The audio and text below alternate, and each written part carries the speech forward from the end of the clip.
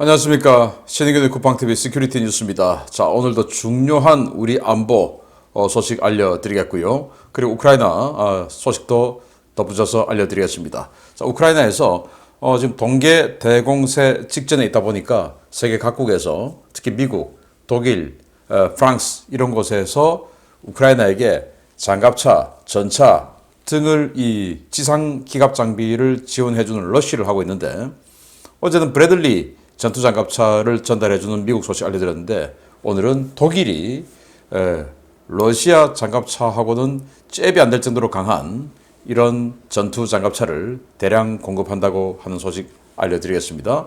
자, 그리고 우리 대한민국 안보 이거 어떡할까요? 정말 큰 문제인데요. 이 대응책이라고 하면서 내놓은 이 대응책이 제가 봤을 때 이건 무슨 뭐 눈 가리고 아웅도 아니고 사람을 바보로 하나? 라는 생각이 들 정도인데 어떤 내용인지 보겠습니다. 신의균의 쿠팡TV 구독, 알림, 좋아요 눌러주십시오. 대통령실이 군의 무인기 대응 실패와 서울 진입 사실 축소, 은폐 등의 칼을 빼든다는 소식입니다. 대통령실이 이번 사태의 책임을 물어 군 수뇌부 일부를 개편하는 방안 검토에 들어갔습니다. 대통령실이 현재 합동참모본부의 전비태세 검열 과정을 유심히 들여다보고 있으며 이번 검열 결과를 바탕으로 무인기 사건과 관련해 군 지휘부에 책임을 물을 것이라고 1월 6일 밝혔습니다. 대통령실 고위 관계자는 1월 6일 기자들과의 간담회에서 합참의 전비태세 검열 결과를 보고 있으며 이를 바탕으로 군 대비태세의 미흡점을 들여다보고 책임 소재를 가리겠다라고 밝혔습니다. 대통령실의 이번 결정은 지난 12월 26일 북한 무인기가 우리 영공에 진입해 서울, 용산, 대통령실 인근 비행금지구역까지 침투했던 사실을 군 당국이 은폐했다가 나중에 관련 사실이 밝혀지자 뒤늦게 이를 인정하는 등의 무책임한 태도를 보인 것에 대한 대통령의 분노 때문입니다. 윤석열 대통령은 1월 4일 국방장관과 합참의장으로부터 무인기 사태에 대한 분석 결과와 향후 대응 방안에 대해 보고받았는데요. 군 당국은 윤 대통령의 정보 공개 지시가 있기 전까지는 용산 상공 무인기 진입 사실을 부인하다가 대통령의 질책을 받고 입장을 번복한 바 있습니다. 윤 대통령은 이번 무인기 사태 당시 군이 무인기의 영공 침범 사실을 인지하고도 격추에 실패한 것을 두고 기강이 해이하고 훈련이 대단히 부족한 것이 아니냐라며 국방장관과 합참의장을 강하게 질타했는데요. 실제로 군은 지난 5년간 북한 무인기 침투에 대비한 합동 저고도 방공 훈련을 단 한 번도 실시하지 않았습니다.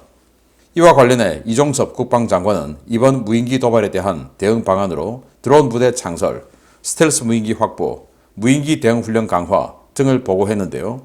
국방부가 보고한 대응 방안에는 실제로 무인기에 대응할 수 있는 탐지 및 요격 시스템 개혁에 대한 내용은 거의 포함되어 있지 않아 실효성 없는 계획이라는 비판이 제기되고 있습니다. 대통령실이 군 수뇌부에 대한 문책 의지를 드러냄에 따라 이제 그 칼날이 어디까지 향하게 될지 주목되는데요. 이번 기회에 지난 몇 년간 북한 무인기 위협을 과소평가하고 국가안보가 아닌 이 카르텔에 충성하며 사익을 추구했던 사람들에 대한 수사와 처벌도 반드시 강도 높게 이루어지기 바라겠습니다. 날개 길이가 무려 4m에 달하는 초소형 무인기가 아니고 그냥 무인기가 우리 서울 상공을 정말 은평구에서 들어와서 동대문까지 완전히 그냥 한 바퀴를 돌면서 휘젓고 갔는데도 어떻게 대응을 못한 이 무능력한 군. 이건 지난 정부 5년간 단 한 번도 무인기 대응 훈련, 적어도 방공 훈련을 하지 않았다. 라는 것으로만 이번 사태의 책임을 면하기는 어려울 것 같습니다. 물론 지난 정부 때 그런 훈련을 한 번도 하지 않아서 우리 군 전력이 그에 대응할 수 있는 어떤 능력이나 이런 교범이나 이런 것이 제대로 갖추어지지 않았을 수 있습니다. 그러나 그건 그런 책임을 지고 전 정권은 물러났습니다. 그러면 새로운 정권은 물론 지난 2022년은 전 정권이 세워놓은 그 계획에 의해서 한 해 나머지를 마감해왔던 그런 상황이기 때문에 이 정권이 윤석열 정권이 새로 훈련을 계획이 없던 훈련을 다시 만든다든지 이런 것들을 할 수 있는 시간적은 없었겠죠. 그러나 그렇다 하더라도 그 자리에 있기 때문에 책임은 있는 겁니다. 자, 그러면 지금부터 어떤 대응을 그리고 어떤 대책을 내놓느냐 이게 중요한데 제가 봤을 때는 이게 무슨 뭐 눈 가리고 아웅하는 것도 아니고 자, 저는 이 그림을 보고 야, 기가 찬다 라는 생각을 했습니다. 자, 국지방공 레이더. 이 국지방공 레이더가 탐지 추적하는데 큰 효과를 발휘하지 못했다 라는 것이 이번 사태의 문제점 중에서 가장 중요한 핵심인데 이 국지방공 레이더를 그대로 유지하면서 계속 이걸 확대해 가면서 중앙집중식 방공 통제를 그대로 유지하겠다라고 하는 거예요. 자, TOD.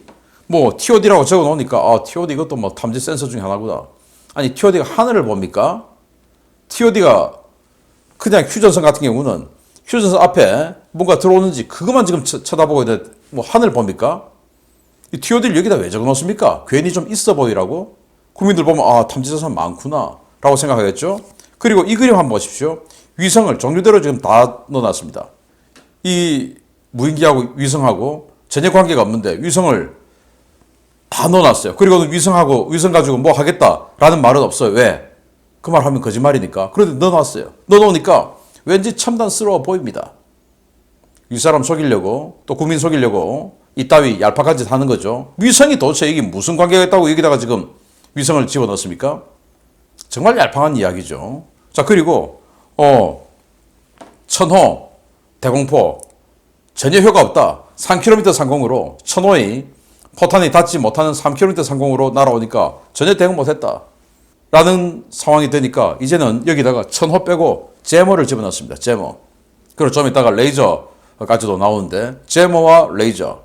자, 구름 속으로 만약에 이 무인기가 들어갔을 때 제모가 제대로 된 역할을 할 수 있겠습니까? 구름이 전파를 산란시켜 버리는데 제대로 작동을 할 수 있겠습니까? 또 여기 보시면 이 하드킬 방식으로 레이저 대공 무기를 만들겠다. 그래서 2026년까지 연구개발하고 27년 이후에 전력화하겠다. 무려 4년 이후에 하겠다라는 건데 자, 그러면은 이 제모와 레이저 무기가 구름이 많이 끼거나 비가 오는 날에 제대로 작동할 수 있겠습니까? 레이저 무기 비 오면 그 빗방울이 후두둑 튀는데 그 레이저가 제대로 적 무인기에게 도달을 아주 위력을 품고 도달을 할 수 있겠습니까? 그러면 입장을 바꿔놓고 여러분이 또 제가 북한이라면 비 오는 날 도발 안 하겠습니까? 즉 대한민국의 주요 방어 무기가 레이저라면 비 오는 날 저 같으면 보내겠습니다. 비 오는 날 어떻게 할 겁니까? 이런 바보 같은 이런 대응책을 내놓고 이게 마치 뭐 레이저, 제모 이런 거 나오니까 야, 이건 뭐 첨단이구나 이거. 거기다가 위성 아무 상관없는 위성 사진 이미지 넣어놓고 그리고 드론 부대 창설하겠다. 지금 북한 무인기 대응하는 이야기 하고 있는데 드론 부대 가지고 무슨 뭐 드론끼리 공중전합니까? 이게 왜 여기서 나옵니까 이게? 저는 이런 걸 보면 야, 무슨 드론끼리 공중전화 이런 게 있을 수 있냐? 라고 생각하지만 일반인들은 그런 거 잘 모르니까 야, 드론 또 우리도 드론 더 막 스텔시하게 생긴 거 막 보여줍니다. 지금 스텔스 형상의 드론 그거하고 이거하고 무슨 관계 있어요? 북한 지금 드론 서울 상공에 잡냐 마냐 지금 이야기 하는데 우리 스텔스 드론을 왜 보여줘요? 무슨 뭐 국가 보안 누설할 일 있습니까? 말도 안 되는 짓거리들을 하고 있는 거예요.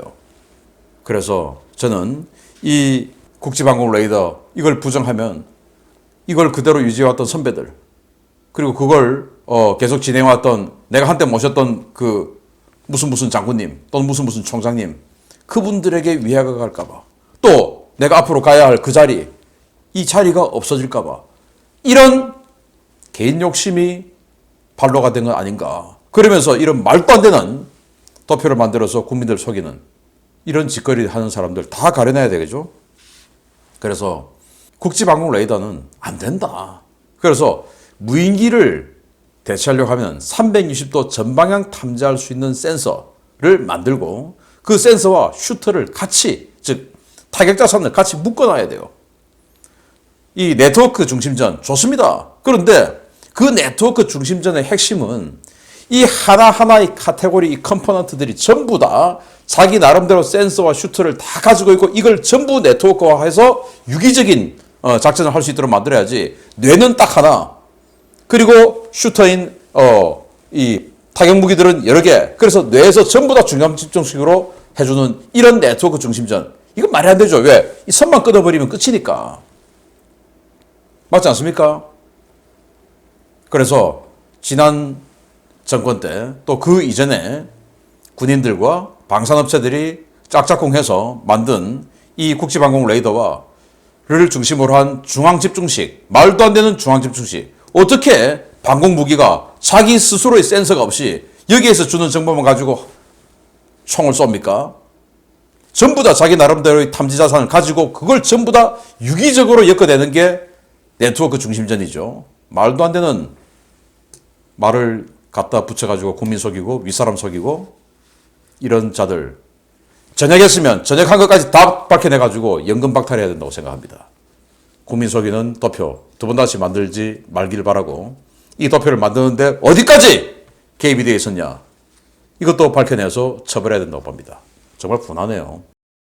최근 우리나라에서도 이른바 간첩식당 논란이 있었고 대만에서도 현역과 예비역 장교들이 가담한 간첩단 사건이 터져 사회적 문제가 되고 있는데요. 분명히 존재했지만 지난 정권에서는 건드리지 않았던 우리 사회 내 간첩들에 대한 수사가 드디어 시작됐다는 소식입니다. 부디 이번 수사를 통해 대한민국 근간을 위협해온 암적인 세력을 발본색원해 다시는 대한민국 땅에 발을 디디지 못하게 만들어야 하겠습니다. 검찰과 국가정보원이 전국에 있는 자칭 진보 성향 시민단체들을 상대로 대대적인 수사에 착수했으며 수사 대상에 오른 단체들은 대부분 국가보안법 위반 혐의를 받고 있다고 국가정보원 관계자가 1월 5일 기자들과 만나 밝혔습니다. 국정원은 지난해 11월부터 12월까지 서울과 경남, 전북, 제주 등지에서 모 농민단체, 모 사회단체, 모 정당, 지역위원회 등 시민단체와 정당 관계자들에 대한 자택 압수수색을 진행하고 이 과정에서 모 시민단체 인사 정모 씨를 긴급 체포해 조사를 진행하고 있습니다. 국정원이 법원에서 발부받은 압수수색 영장에 따르면 이들은 민중자주통일전위라는 비밀단체를 조직하고 북한의 지령을 받아 체제 전복 활동을 펴온 것으로 확인되었는데요. 이들은 북한으로부터 친일 적폐청산 운동을 총파업투쟁과 결합해 보수 세력을 타격하고 북한을 찬양하는 교육자료를 배포하라 라는 지령을 받은 것으로 확인되었습니다. 실제로 이들은 윤석열 정부의 한미일 안보협력복원을 친일 적폐로 규정해 여론몰이를 하고 일부 극단주의 노조 세력과 연대 불법 폭력 파업을 주도했는데요. 국내에서 벌어진 자칭 진보운동이 북한의 직접 지령에 의해 이루어진 것이 확인된 것은 이번이 처음입니다. 국정원은 사안이 심각하다고 보고 검찰과 공조수사를 진행 중인데요. 국정원과 검찰은 각 지검에서 개별적으로 진행되던 사안을 서울중앙지검 공공수사 제1부로 통합해 진행하고 적발된 자들은 국가보안법상 반국가단체 구성 및 회합통신 혐의를 적용해 수사를 진행하고 있는 것으로 전해졌습니다. 이번 수사에서 체포 또는 입건된 인물들은 자칭 진보, 통일운동을 하는 시민운동가들로 포장해 북한 측과 이메일을 통해 메시지를 주고받으면서 북한의 지령에 따라 반체제 활동을 해온 것으로 확인되었는데요. 피의자들은 일반 시민단체는 물론 노동조합, 교육단체 등에 광범위하게 포진해 사회 전반에서 사회 혼란과 선전선동 활동에 매진해온 것으로 드러났습니다. 공안당국이 국내에서 암약하고 있는 종북 세력에 대한 대대적인 수사에 나선 것은 박근혜 정부 시기 아로 사건 이후 거의 10년 만인데요. 당시에는 발본색원에 실패했던 전례를 교훈삼아 이번에는 밑바닥부터 수뇌부까지 남김없이 잡아들여 자유 대한민국 사회에 다시는 발을 붙이지 못하게 해야 하겠습니다. 네, 국정원에서 정권이 바뀌니까 국정원다운 일을 지금 하고 있네요. 정말 대대적인 압수수색을 해서 간첩단을 지금 한 명 체포했고 수십 명 지금 수사하고 있다고 하는데, 자, 그동안 국가보안법 그러면 찬양, 고무 이런 것들 우리 많이 들었죠. 그런데 그 찬양, 고무하고는 거의 잽이 안 되는 반국가 단체를 구성했다라는 혐의, 그리고 회합통신 혐의. 회합통신이 뭐냐? 북으로부터 직접 지령을 받았다라는 거예요. 그렇게 해서 이 친일 적폐 청산을 이제 모티브로 해서 이 보수 세력들, 우파 세력들을 타격하라 라는 지령을 받았다라는 거 아니겠습니까? 그걸 이제 파업과 연계해서 하라 라는 지령을 하고, 그래서 여러분들 이 지령들이 10월, 11월 이때 막 나왔다고 내려왔다고 하는데, 여러분들 지난 가을에 또 초겨울에 화물연대 총파업하고 또 민노총 12월 6일에 총파업하고 하는 그런 것들, 야, 뭔가 조금 느낌이 쎄하다라는 생각이 좀 듭니다. 뭐 거기가 이 지령 받아서 파업했다라는 소리는 아닙니다. 근데 왠지 그냥 찝찝하네요. 자, 그리고 이들이 교육단체까지 장악을 하고 활동한다 라는 이런 내용들, 그리고 이들이 운영하는 홈페이지를 봤을 때 한번 보십시오. 김정은 국무위원장과 복받은 대지. 야, 북한을 복받은 대지. 그리고 김정은 국무위원장. 이게 무슨 동지, 추모관, 이 사람이 이제 그 종북 활동했던 사람이고, 그리고 윤석열 정부를 완전히 그냥 언론 때려 죽이는 이런 정권으로 묘사를 하고 있고, 자, 이런 자들입니다. 김일성 주석과 김정일 국방위원장 연구 이런 배너를 붙여놓고, 이런 자들이에요. 이런 자들이 국내 최대의 교육단체, 국내 최대의 노조 이런 데 들어가서 친일 적폐 청산을 모티브로 해서 타격하라. 그래서 저 같은 사람 보고 한미일 안보 협력해야 된다라고 주장하는 저 같은 사람 보고 친일 이렇게 이야기하죠. 야, 뭐 이렇게 되면 뭐 친일이 훈장인가요? 이제는 뭐 그렇게 될 수도 있겠는데, 저는 결코 친일하지 않는데 친일이 마치 북한과는 적대 세력으로 포장이 된다면 친일을 두려워할 필요는 없을 것 같습니다. 여러분, 저는 친일이 아닙니다. 또 여러분도 친일이 아닙니다. 그렇지만은 그 친일로 매도되는 것을 두려워해서는 안 됩니다.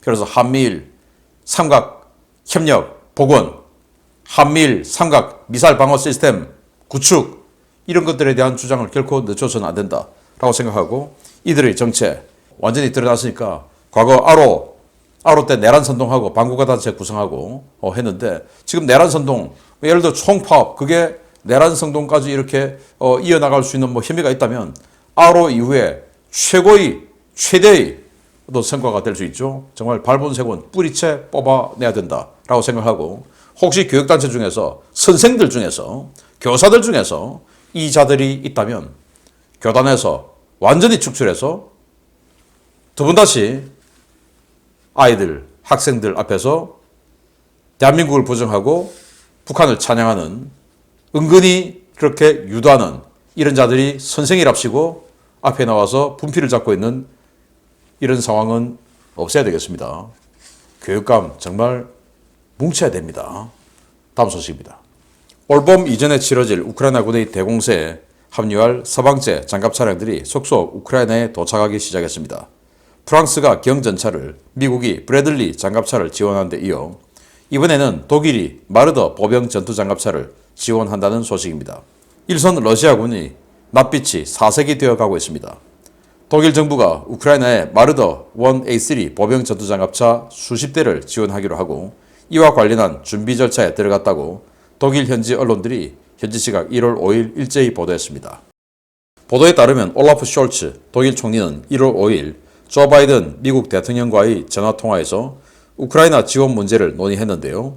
숄츠 총리는 전화통화 이후 공동 성명 형태의 입장을 내고 우크라이나에 대한 경제적, 인도적, 군사적, 외교적 지원을 필요한 만큼 제공하겠다라고 밝혔습니다. 숄츠 총리는 우크라이나 기반 시설에 대한 러시아의 공습이 계속되고 있는 점을 감안해 긴급히 방공장비와 각종 군사장비를 추가로 지원하기로 했는데요. 방공장비로는 아이리스-T 지대공 미사일을, 기갑장비로는 마르더-1 A3 보병 전투장갑차가 포함되어 있는 것으로 알려졌습니다. 세계 최초의 보병 전투장갑차라는 평가를 받고 있는 마르더는 1970년대 초반부터 배치된 모델로, 이번에 우크라이나에 지원되는 모델은 마르더-1 A3 버전입니다. 이 버전은 33.5톤의 덩치에 3명의 승무원과 6명의 보병이 탑승하고 20mm 기관포와 밀란 대전차 미사일 2발을 탑재해 현재 기준으로도 강력한 전투 능력을 발휘합니다. 전면 장갑은 30mm 기관포탄의 직사를 견딜 수 있고 일형상 장비를 이용해 주간은 물론 야간에도 기관포와 대전차 미사일을 사격할 수 있는데요. 대단히 낡은 장비지만 장갑 방어력이나 내부 거주성 면에서 우크라이나군의 현용 BMP 계열들보다는 우수하다는 평가를 받고 있습니다. 이번에 지원되는 마르더 장갑차는 브래들리 장갑차와 마찬가지로 동계 공세 작전에 큰 도움이 될 것으로 보이는데요. 기갑 장비와 대전차 무기 부족에 시달리는 러시아군, 아무래도 동계 방어 작전에 큰 어려움을 겪을 것으로 보입니다. 자, 독일이 서방 세계로서는 세계 최초의 보병 전투 장갑차로 불릴 수 있는 이 마르더를 만들었고 서독이었죠. 그게 이제 지금은 이 퓨마 장갑차로 대체하고 있는 상황인데 그 마르더를 우크라이나에 대량으로 주기 위해서 지금 준비하고 있다. 아마 바이든하고 전화 통화하면서 압력을 좀 받았나 봅니다. 그래서 미국은 브래들리 우리 많이 줄 테니까 니들도 그 있는 거 줘라. 이렇게 됐겠죠. 20mm 기관포가 있고요. 33.5톤의 덩치다 보니까 방어력도 꽤 튼튼합니다. 이 시대에 나온 장갑차 치고. 그리고 이 사진 보면 뭐 러시아나 우크라이나나 다 이러고 다니죠. 자, 보십시오. BMP2 장갑차인데 여기 지금 30mm 기관포가 있어요. 30mm 기관포 무슨 숨은 그림 찾기 해야 될 정도로 보병들이 빽빽하게 이 위에 올라가 있습니다. 지금 겨울이죠. 지금 사진이니까. 이렇게 추운데 밖에서 찬바람 맞으면서 다니면 얼마나 춥겠습니까? 그러다가 저기 갑자기 나타나서 기관총이라도 갈겨버리면 다 죽는 거죠. 또 저기 갑자기 골목에서 튀어나와서 RPG-7이라도 쏠려고 하면은 이 30mm 기관포를 확 돌려가지고 그쪽에다 사격을 가해야 되는데 보병들이 이렇게 타고 있으니까 돌릴 수가 있나요? 위험하죠. 왜 이러고 있느냐? 장갑차인데 장갑차 내부에 탑승을 해야지. 내부 공간이 워낙 협소해요. 그냥 인체공학이라고는 적용되지 않고 그냥 거의 숙여가지고 이렇게 디귿자로 숙여 있어야 뚜껑이 닫힐 정도 그렇게 열악한 내부 공간이에요. 소련제 무기, 러시아제 무기가 그런 식으로 만들었어요. 그러다 보니까 이렇게 그냥 올라타고 다니는 겁니다. 반면에 서방제 무기, 마르더 내부가 크죠. 그래서 히터 나오고 이런 속에 따뜻하고 안전하게 이동을 하고 뒤에 이렇게 램프가 내려서 하차 전투하고 이런 식으로 안전하게 전투할 수 있고 20mm 기관포의 나름 강력한 이 화력 지원까지 받으면서 전투할 수 있으니까 이번 공세 때 이제 마르더 그리고 브래들리의 지원을 받아서 우크라이나가 상당한 전과를 올릴 것 같습니다. 제가 이 소식을 먼저 말씀을 드리고 원래 이 간첩단이라든지 이런 것들을 메인으로 해서 썸네일을 만들려고 하다가 그러면 이 현재 상태에서 노란 딱지를 먹을 확률이 너무 높겠다 싶어서 이 소식을 뒤로 빼고 썸네일은 이렇게 만들고 사실 저희 오늘 메인 소식은 1번, 2번입니다. 기억해 주시기 바랍니다. 계속 알려드리겠습니다. 마치겠습니다. 감사합니다.